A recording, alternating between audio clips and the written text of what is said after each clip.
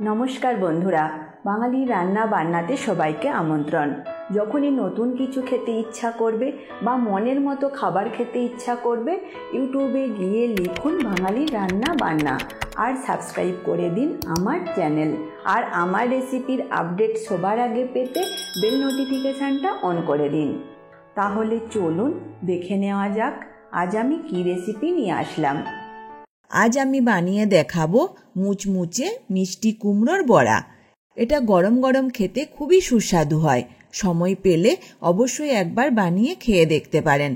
তাহলে দেরি না করে দেখে নিন এই মজাদার মুচমুচে বড়া আমি কিভাবে বানিয়ে থাকি। এখানে আমি 200 গ্রাম কুমড়ো নিয়েছি। কুমড়োর খোসা আর বীজ ফেলে দিয়ে ভালোভাবে ধুয়ে নিয়েছি। এখন এই কুমড়ো গ্রেড করে নেব। কুমড়ো গ্রেড করে নিয়েছি। এখানে 1 টুকরো আদা লাগছে, এই আদা গ্রেড করে নেব। আদা গ্রেড করে নিয়েছি। রেসিপি বানানোর 3 ঘন্টা আগে অল্প মুসুর ডাল ভালোভাবে ধুয়ে ভিজিয়ে দিয়েছিলাম যাতে বাটতে সুবিধা হয়। ডাল ভালোভাবে ভিজে গেছে। এই ডাল ভেজানো জল ফেলে দেব। ডাল ভেজানো জল ফেলে দিয়েছি। এখানে 1 বাটি ভেজা ডাল নিয়েছি। এখন এই ডাল একটুও জল না দিয়ে বেটে নেব। ডাল বেটে নিয়েছি। মিক্সিতে কিন্তু খুবই অল্প পেস্ট বানিয়েছি। দেখে নিন ডাল অর্ধেক যেন গোটা গোটা থাকে, তবেই কিন্তু কুমড়োর বড়া মুচমুচে হবে। এখন এই গ্রেড করা কুমড়ো আর আদা নেব আর দিয়ে দেব ডাল বাটার মধ্যে। এখন এর মধ্যে দিচ্ছি 2 কাঁচা লঙ্কা কুচি।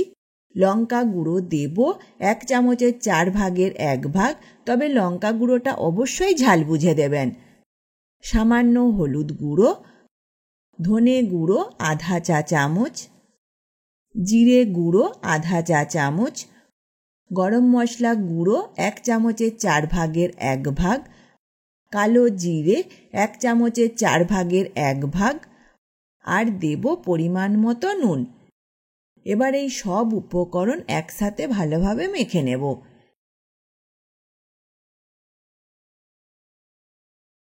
এরপর রেসিপি বানানোর জন্য কড়াই বসিয়ে দিয়েছি। বড়া আমি ভাজবো সর্ষের তেল দিয়ে।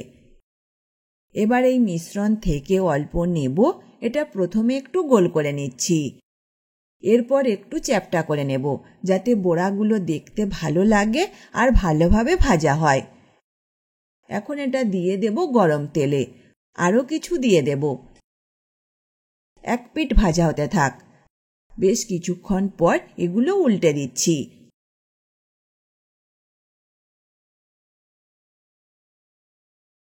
ভালোভাবে ভেজে নিয়েছি। এখন এগুলো তুলে নেব। একইভাবে বাকিগুলো ভেজে আমি তুলে নেব। বানিয়ে নিলাম মিষ্টি কুমড়োর মুচমুচে বড়া। আর এই রেসিপি যদি আপনাদের ভালো লেগে থাকে অবশ্যই লাইক বা কমেন্ট করে জানাবেন। পারলে বন্ধুদের সাথে শেয়ার করে দিতে কিন্তু ভুলবেন না। আজ তবে এই পর্যন্ত থাক। আবার দেখা হবে নতুন এক রেসিপির সাথে। ভালো থাকবেন, সুস্থ থাকবেন। ধন্যবাদ।